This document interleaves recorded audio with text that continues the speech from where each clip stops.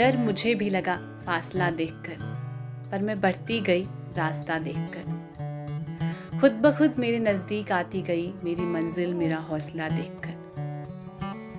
खुशबू की जिंदगी भी ऐसी ही थी, जिसके लिए पढ़ाई ही उसके जीवन का एकमात्र लक्ष्य था। खुशबू की मेहनत भी रंग लाई और स्टडी हॉल की तरफ से खुशबू को विदेश जाने का मौका मिला। लेकिन घर वालों को मंजूर ना था, क्योंकि खुशबू लड़का तो थी नहीं, इसलिए घर वालों ने 9वीं कक्षा में ही शादी देख ली।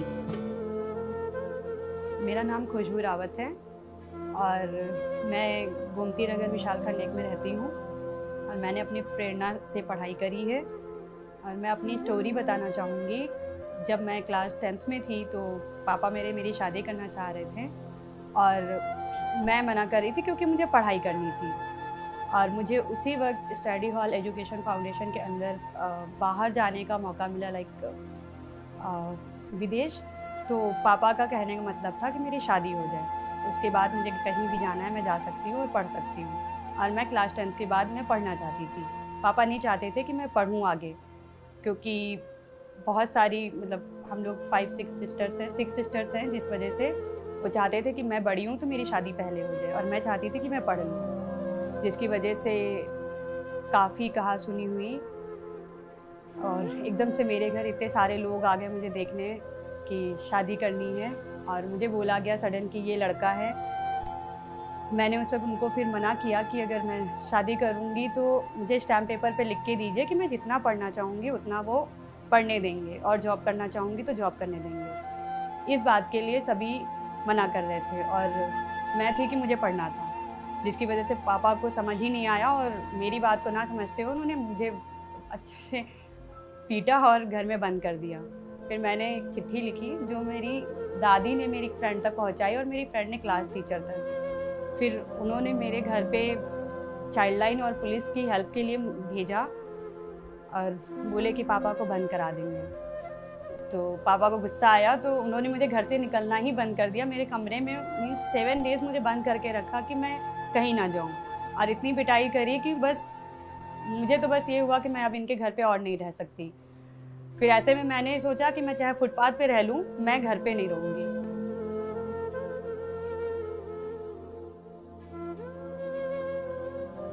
अब खुशबू के पास 2 ही रास्ते थे, अपने सपनों को मार कर शादी कर लेना, या दुनिया की बातों को पीछे छोड़ अपने सपनों को पूरा करना।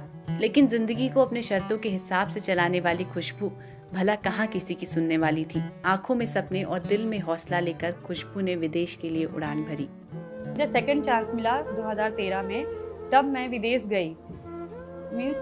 उस वक्त जो फीलिंग थी मेरे अंदर वो कुछ अलग ही थी कि I can not explain in word जो मुझे मिला। और मैं गई वहाँ पर और अपने कल्चर को वहाँ पर एक दूसरे के साथ एक्सचेंज किया। वहाँ का कल्चर, लिविंग स्टाइल यहाँ का, दोनों में बहुत अंतर था। उसको मैंने जाना, वहाँ पे 8 डेज़ रही।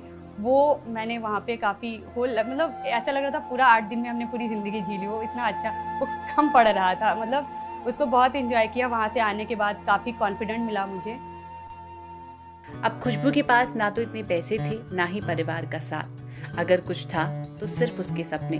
लेकिन जिंदगी के संघर्ष ने खुशबू को नई उम्मीद दे दी थी, और उसने समझ लिया था कि जज्बा अगर जीत का हो तो हार खुद ही हार मान लेती है।